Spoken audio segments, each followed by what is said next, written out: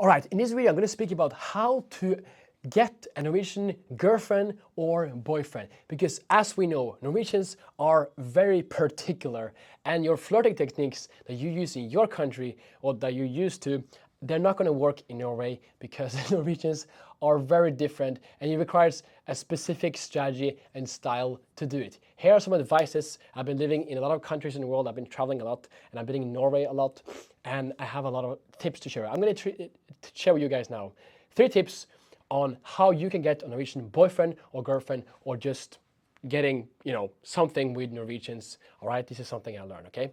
Let's go.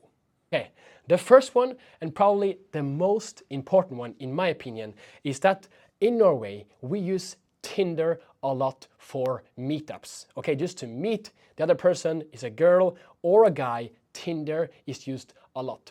I know in other countries, probably in your country, even it doesn't exist, or probably people use it just for hookups or other purposes. And there's a lot of creepy people there. In Norway, there's still a lot of creepy people there, don't get me wrong, but it's used by everyone. It's as normal as having Facebook almost. Girls, guys, everyone has it. Even like parents now has it, like all ages is spreading. It's becoming a very big thing. So Tinder is definitely something that you should have and download. And even if you're not in Norway, I think there's a function there of Tinder Plus.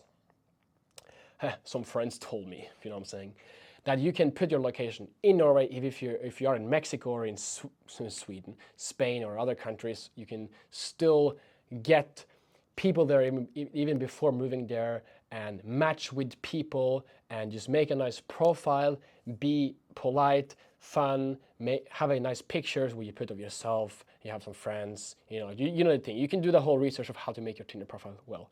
Just be respectful there and be funny, be yourself. You have to choose.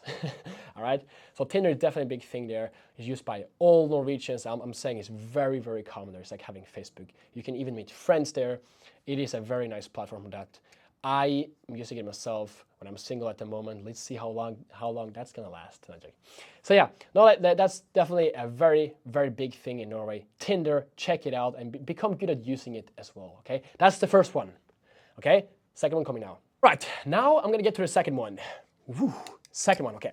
Second one here is also different, or actually is very similar to other countries, where in Norway we meet a lot of people in the bars, of course, because Norwegians, they like to party in the weekends, and Norwegians, they get very drunk when they party. So I'll tell you a little bit about the culture here around partying and getting drunk and meeting a guy or a girl here, which in Norway, you will find it that in the beginning of the party, Norwegians, as we know, they are difficult to approach.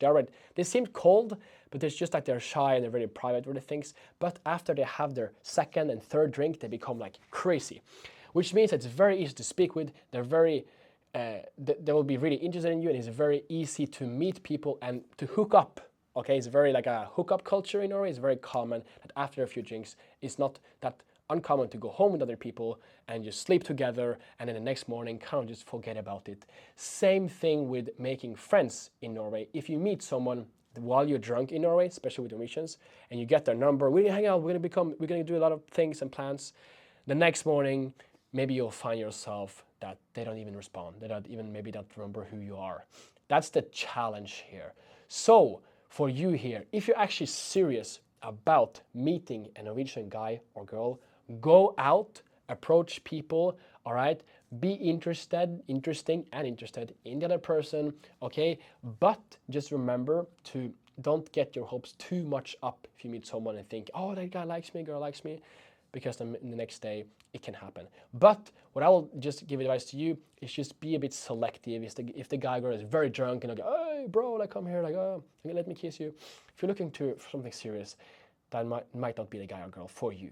But if you keep on doing this for a few times without getting your hopes too much up, you will find the person. Because it's not like everyone it will forget you but the next morning, but some will. So you have to find the people. It happened to me a lot where they forget, but a lot of times no, because you have to be like, maybe go a bit early in the night where people are not too drunk. You have to find a sweet spot between when they're not drunk yet, because they're not going to speak to you, but find a sweet spot where they're a bit drunk but not too drunk. If that makes sense. Okay, so definitely do that. Go to the bars or clubs. It's a great way to meet people. And if you want to find a girlfriend or boyfriend here as well, it is, you can call it whatever you want, if it's sad or not, but it's just reality in Norway. a lot of couples meet at parties and when they are drunk. It's just reality, okay? Try it, explore it, become good at it. And then we have the last one, which also is a big one. Let me see, the sun is still like, the big is a very big one here. Number 3 is to find common interests or hobbies as someone else. As we said, Norwegians can be kind of difficult to approach in the street or just in like normal situations. And it's not even for, it's just for myself also. Everyone is like that. But Norwegians, you'll find the nicest, most open people in the world, Norwegians, when they are, for example, going hiking. Like, hey, you're speaking is so nice. Or when you have common interests. Like, for example, if I go to a gym and we do fighting together, because I do boxing sometimes and jiu-jitsu, they are super open and like, I can say super open, I'm excited. They are open, a lot more open. It's very like easier to connect over things. Speak about jiu-jitsu, speak about the training. If you're doing Pilates or yoga, do the same. Speak with Norwegians. If you like knitting, if you like to read books, join a book club, join whatever. Do volunteer working, common interest, because Norwegians don't like to be approached cold. It's like, think about it like the girl in the bar, where if you guys, a lot of guys are hitting on the girl, she's gonna be like, kind of building up a defense wall. Norwegians are like kind of like that, I feel, where you have to kind of approach them in a way that is like more natural and chill rather than just be like, hey, they're gonna be like, God damn, what is this? Okay, so definitely do that. Approach them in an era where you actually have something common to speak about. Very nice with activities, volunteer work, at work, very good things to do. Getting girlfriend or girlfriends like that, even friends, is a very great idea. Take these advices. And also, I want to hear from you in the comments. How is it for you in Norway? What are some things, because I'm sure you have some ideas how to meet Norwegians, getting girlfriend and girlfriends in Norway, and tell me your perspective about Tinder and how it is in your country. I want to know, let the comment begin, let the discussion begin in the comments. Okay?